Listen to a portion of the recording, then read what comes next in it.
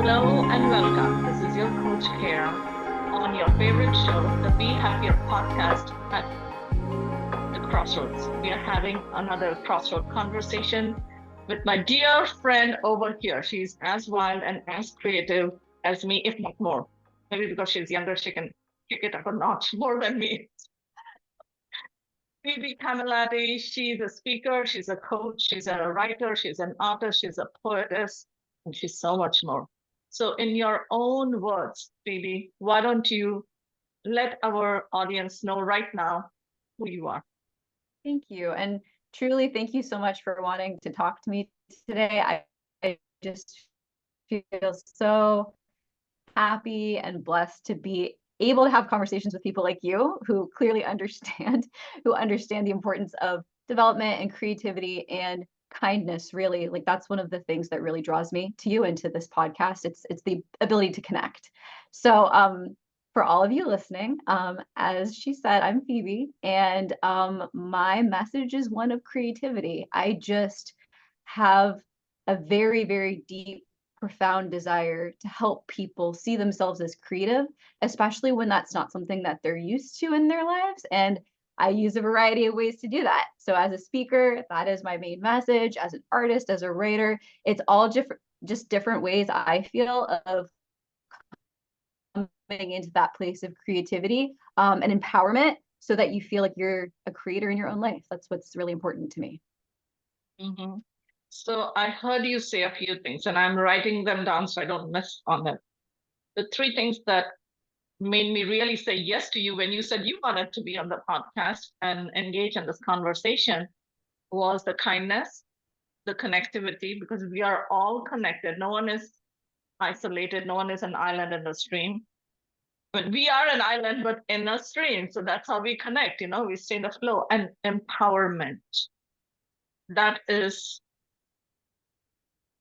so much bigger than anything else. Because if I ask someone, who are you? Yes, I introduced you. You introduced yourself as Phoebe Camilletti. You're a speaker, coach, writer, artist.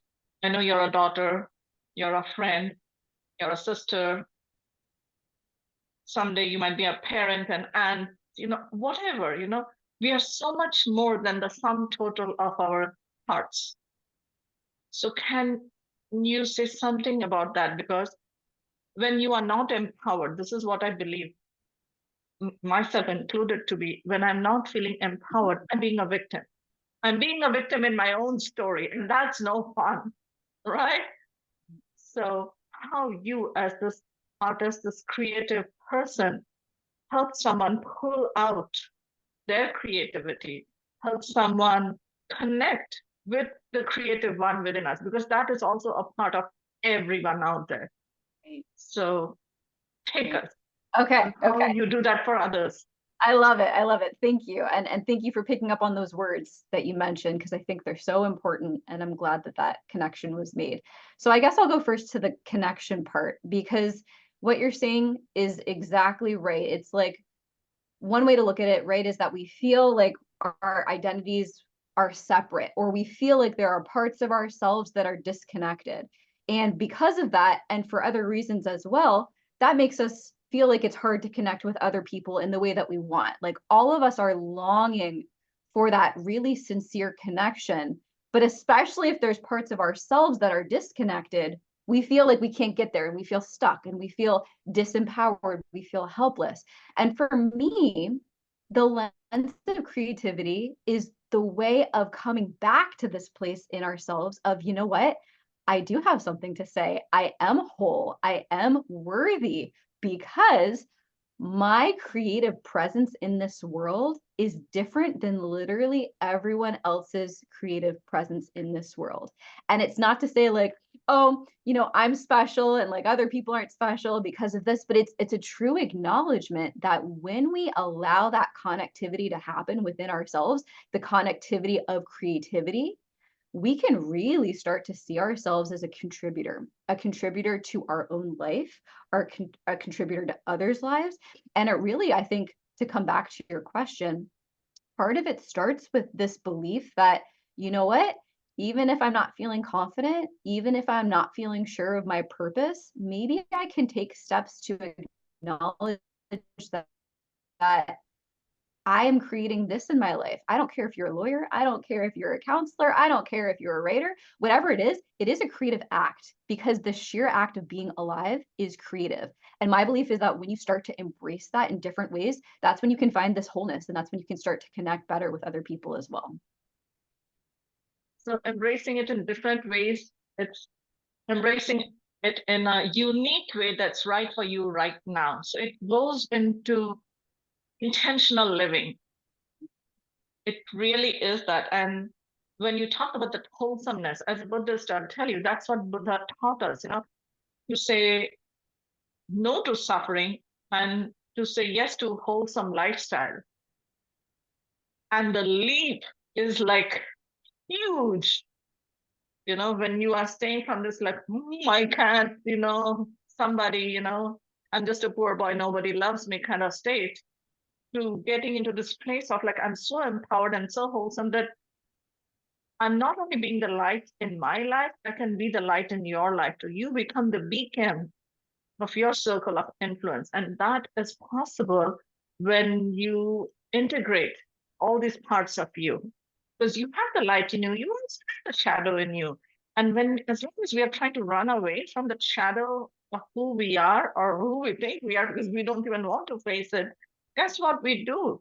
We are even denying the power of our own light. And creativity it's tapping into your own, not just your excellence, it's even your genius. Like, why did you incarnate in this lifetime? You had a choice not to be a human, but you chose to be a human in this lifetime. So, from your perspective, Phoebe, what is it that people can do to claim their incarnation, claim their place in society, in humanity? Because before being anything else, you're a human. So how does that help you to claim that, like, I am a human, I am good enough, I'm worthy, I am a creator? And when you were talking about being a contributor, that becomes your legacy, right? So how do you take your clients or people in your circle of influence, people who come to you, who look up to you, who lean on you, hopefully not for too long because you send them off on their own path, right? Because you're just a gatekeeper, you're just a door opener, you just show them the path and you are there for them. It's like, having this baby, you carry that baby around, but you're constantly teaching the baby how to roll over, how to crawl, how to walk, and then you watch them walk. As a coach, you make sure that they're not falling over as a parent. But then you're like, oh, now you can do this on your own, move on. You free up your space to bring on the next person. And being that light bearer in life, I know you, Phoebe, that you help light up other lights and empower them to light up more lights. So take us through the process of how someone can expect when they connect with you that you would do it for them. And even if it is people who never meet you, but today hearing you, seeing you, they feel like, oh my God, I can do this. Yeah, no, thank you. Thank you. And to answer your question, I'm going to touch on two key things in what you just said, because that's how I'd like to frame it for in the moment. I'm going to touch on the light and the dark, the shadow embracing aspect of what you said. And then I'm also going to touch on the path part of what you said, because both of those are really important for what I see as my intellectual and emotional approach where all of this is concerned. So I really appreciate you saying those things to give me a little vehicle for moving a response forward. So to come back to the light and the dark, I think that's an excellent way of characterizing it, because for many reasons, that's obviously what life is, right? It is the light and the dark. We all know this intuitively. We've all seen this in our own lives, whether we want to accept it or not. We know that that's the truth, that we have the shadow self, we have the light self, so to speak. And we all know that the more that we're able to integrate and accept and love and show compassion towards both parts of ourselves, the more that we're theoretically able to move forward. Now, a lot of us find it really difficult to know how to do that. And or even if we feel like we're doing it, we still feel like we're stuck. Is this the right approach? Should I be doing this? Should I be feeling this way, right? But one of the reasons that I find creativity so compelling is because it is a specific lens that you can use to say, you know what? Life is messy and it's all just kind of chaotically artistic, whatever I'm doing. And that's okay. It's like a certain acceptance of the idea that even if I do feel stuck, even if I do feel sad, I'm not just pretending that those things don't suck. They do. They're really, really hard. But when you frame yourself as a creative and as a creator, I really do believe it gives you a certain vehicle for kind of accessing and understanding this idea that I'm doing it. I'm doing the work. I am letting myself see my shadow parts. I am letting myself see my lighter parts, my higher being parts. And it's a way of kind of like giving you permission to be messy. And that's why I love art. That's one of the reasons I love art. It's because, regardless of all the labels that we give to art, which I may or may not talk about later, but that's what art is. That's what creativity is. It's this space of unrestricted, unrestrictive potential where you can do anything. And not just that, but it is an expression of exactly who you are. So to come back to light and dark, that's why I love creativity, because once you start to actually embrace this way of seeing yourself as a truly creative person, because each person is, and I genuinely believe that, I think it opens up more potential to integrate light and dark and to not feel so doubtful and to not feel so stuck. So now to come to the path part of that, I think that's actually a perfect segue, because one of my beliefs is that when you pursue the path that is right for you, what that means is success is guaranteed to you, because your success, whatever you say that is, whatever you're looking for, that is something that is ready made for you simply by virtue of being alive. Now, we sometimes don't know what we want. We don't know our purpose. We don't feel like we know that what our path is, but that doesn't mean that it's not there for us. And I think that that is intrinsically related to us being creators in our lives. The more that we see, you know what? I can create my own potential. I can create my own steps, even if I don't know where they're leading. I can act from a place of integrity and sincerity. That's how I think you lead yourself down the path that's meant for you. And creativity to me is just this beautiful way of visualizing, conceptualizing, actualizing whatever that path is for you. I love what you said. Create my own. Create my own. It's like literally giving yourself permission to be reborn, Yeah. because Mhm. as a child, we are told, I heard this long, long, long ago, maybe before you were born too, in 1993, when I became a mother for the first time, and I was reading these magazines, American baby magazines and anything else that I could put my hands on to learn how to raise my baby right? And one of the things I read was a child, by the time they are two, they hear 2 million no's. And I was like, seriously? Why? Because we are trying to keep the child safe. Right. And as a hypnotherapist, this is what I say is that when you're trying to be safe and you're feeling sorry for yourself. And creativity allows you to break open that ceiling, that critical mind, which is trying to keep you safe, but feeling too sorry for yourself. You give yourself permission to do that. So tell us a little bit about the process that you take people through when they come to you. Well, I look at things in a very individualized way, of course, as anyone should, really, because that's intrinsic to creativity as well. Understanding, of course, that everyone has different needs and different ways of learning. But to frame it in a certain way that will give value to everyone, I come specifically from a writing background. I've been an artist my whole life, but my predominant coaching background has been in writing. So I'm very, very keen on linguistically exploring ways of accessing yourself and boosting your confidence. So a large part of what I do likes to combine a writing element, so a lot of inward looking reflection, a lot of different creative writing approaches, and it couples that with very accessible art therapeutic techniques. And I do this unique blend of the writing and the art together because I feel like that adds the communication lens of the writing while also getting into the more intuitive, accessible parts of the artistry. Even if you don't identify as an artist, even if you're not comfortable with art, it's still very approachable artistic techniques. And so to me, I kind of look, what I'm doing right now, I look at the art and the writing together as a kind of totality of creativity because you can access different parts of yourself in each. And that's what I'm really interested in. I'm interested in this kind of full circle progression of like, okay, how can you identify in your creative self in a way that you never have before, but it's meant to allow you to access yourself. So that would be my response to your question.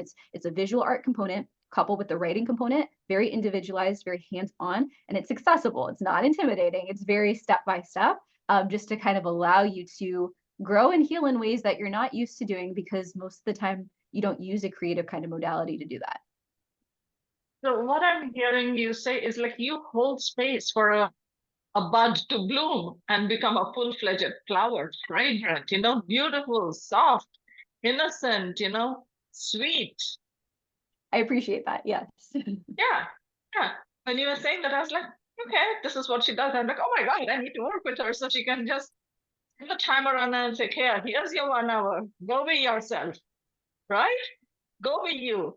And if you want that thing, like, okay, I'm over here, stuck, and you will give them something right away, and then they'll be like, oh, because and that stuck state comes from only self-criticism, self-judgment, comparison. Yes. Because there are no two flowers who are ever jealous of each other. Flowers don't compare themselves, and they are just themselves, right? Like two sunsets don't compare themselves with each other. They are just the sun setting in the western horizon.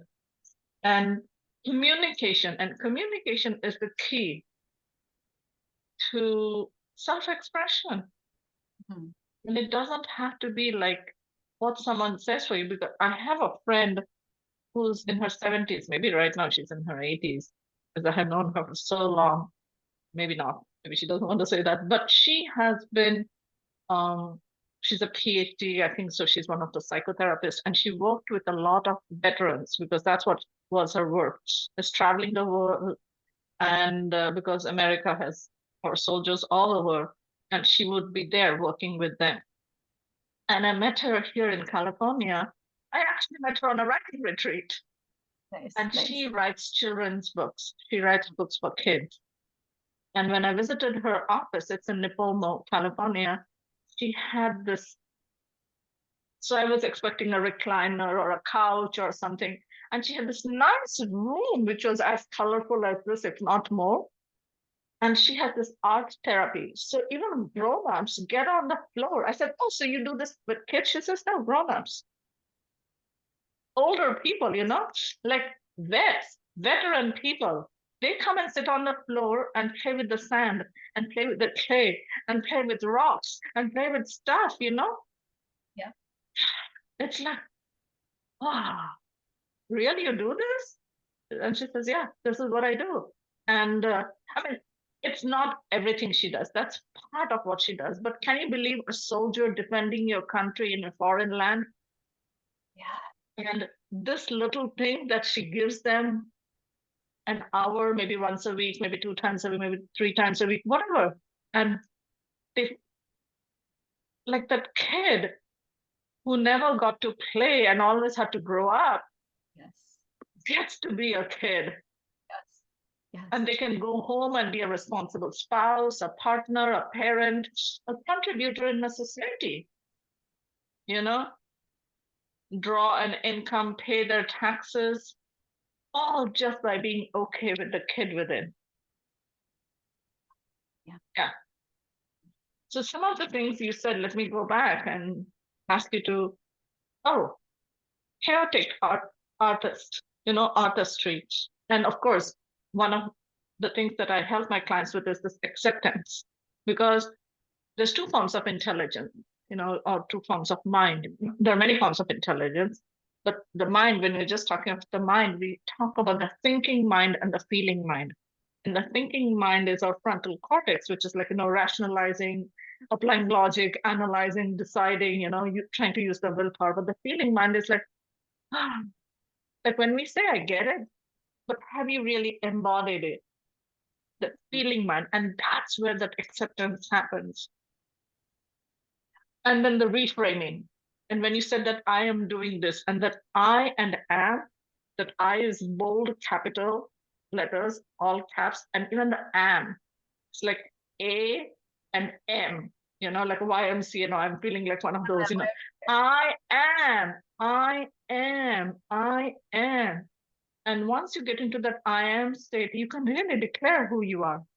I'm creative, I'm an artist, and creative and creator quite close by, right? You are the creator of your own life. For those who believe there's a creator up in heaven, okay? But and in that same book, it has been written, you are created in the spitting image of your creator. So what makes you not be creative? Is those 2 million no's you heard before you were two because someone was afraid that they might lose you. And that fear also came from a place of love, right?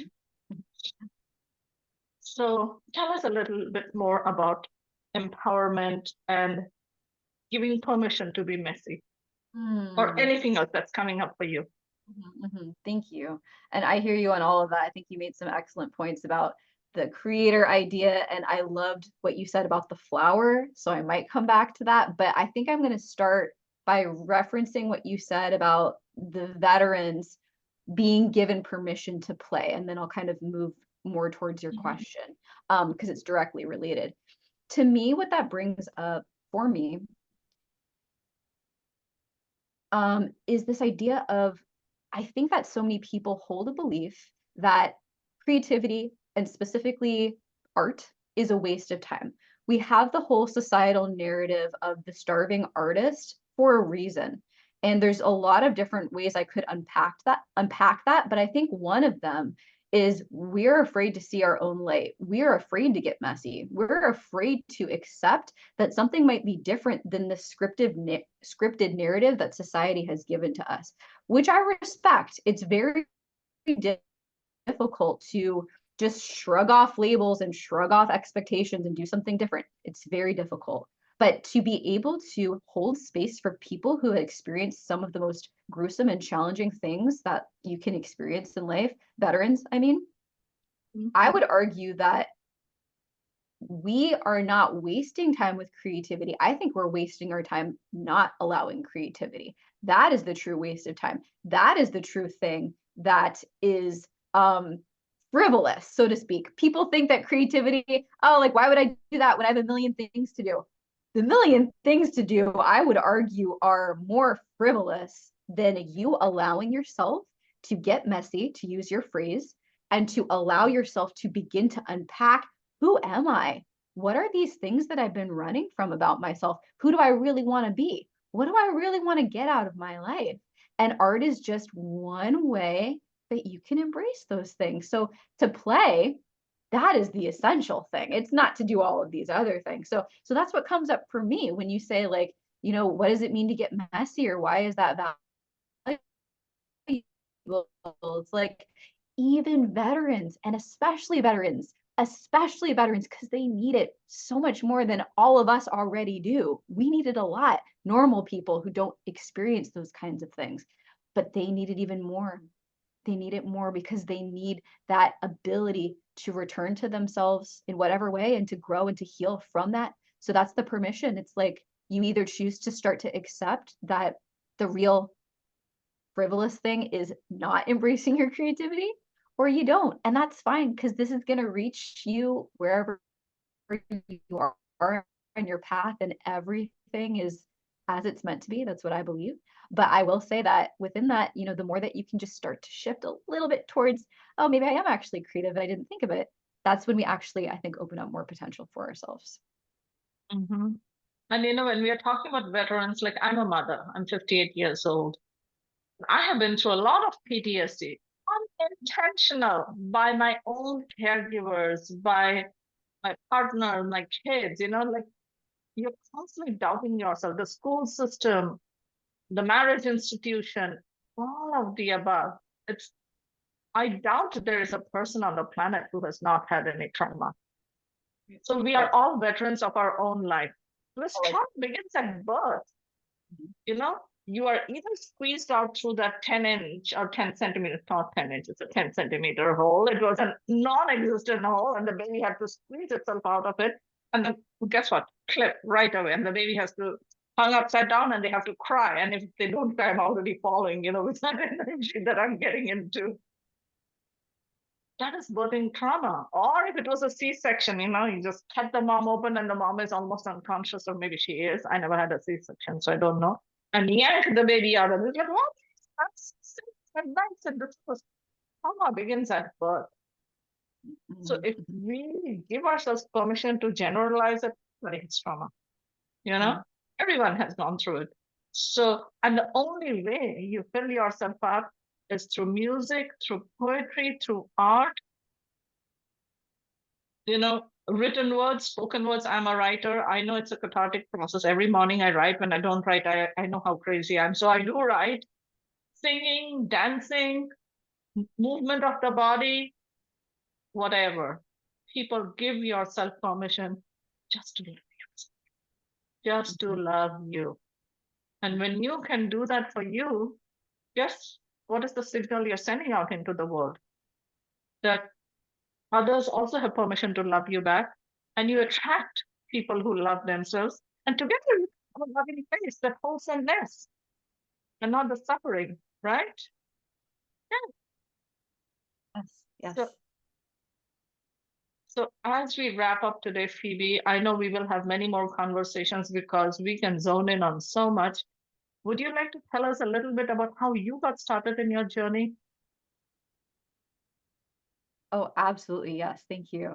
And I really liked what you said about the trauma, by the way. That was very resonant for me because you're absolutely correct.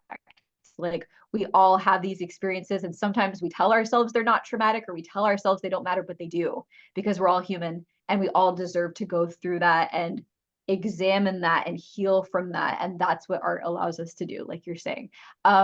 So to come back to your question, which I'm struggling to remember, but I will remember it in a second. You get started. Actually, How did you get started? Yeah. yes, thank you. Thank you.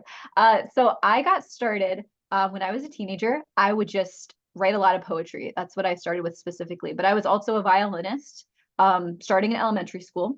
And as I grew up, I definitely was called to many different areas of creativity, dancing, music, painting, and writing specifically. Those were like my big ones. But I felt always that it was the right thing to do to be all of them, but I didn't have a lot of people in my life that were doing a, a lot of different creative things. So a lot of people would look to me and they would admire me, but it was actually a situation where I felt a little bit isolated too because I felt like they didn't understand. Like they didn't understand how I could do music and be a writer and be a visual artist all at once.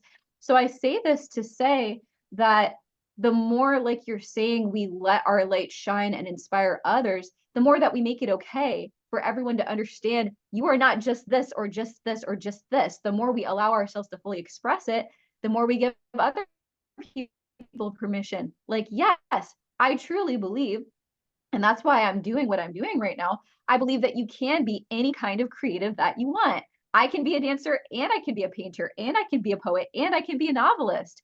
And I'm not saying it's easy to juggle everything, but that's a different story. I am saying, however, that I truly believe in one's creative totality. So my start was always just very everywhere artistically. And I had to go through my own growth process to truly have confidence in the fact that, you know what, I'm not just a painter, I'm not just a writer.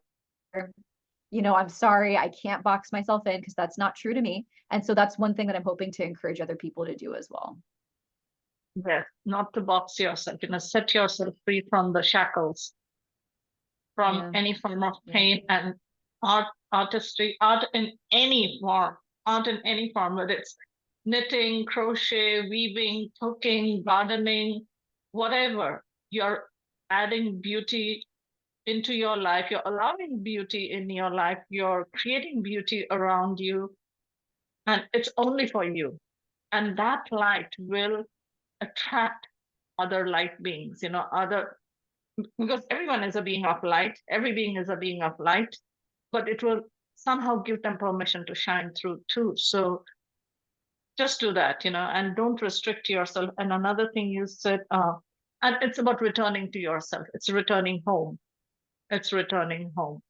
And this is the month of March. And for me, it is all about like, let's march home. Let's come home. Let's return to home. There's no place as good as home, and it is within you. So,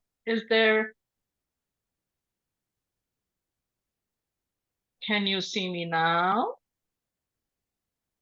Yes, I can see you. I can see you move. Yeah, I know. It has been telling me that my signal is unstable. So, is there any question you wish I had asked you?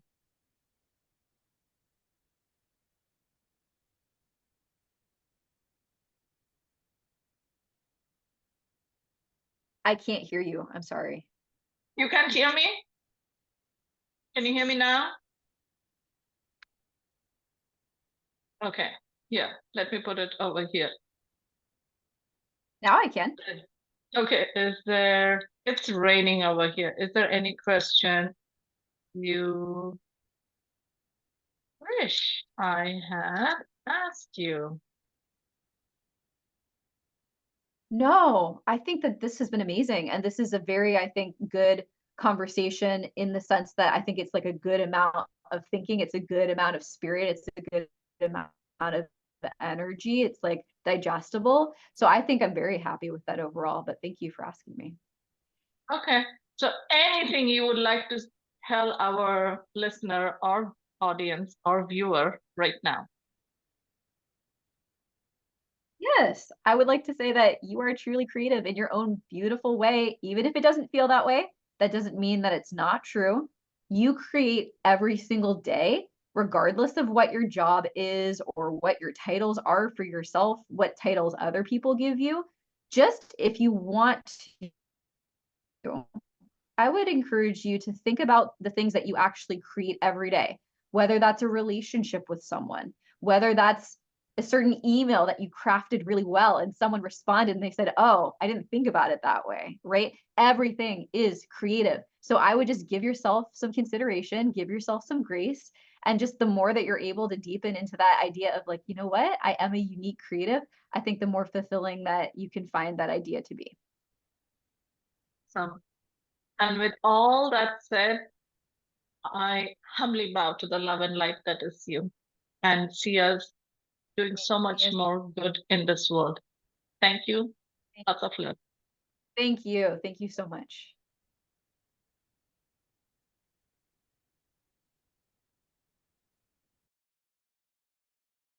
If I could be anywhere, I'd be here with you, sharing our healing hearts, our hope and our truth.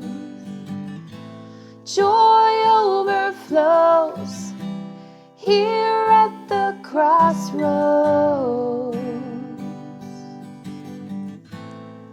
Here at the crossroads. Oh, here at the crossroads.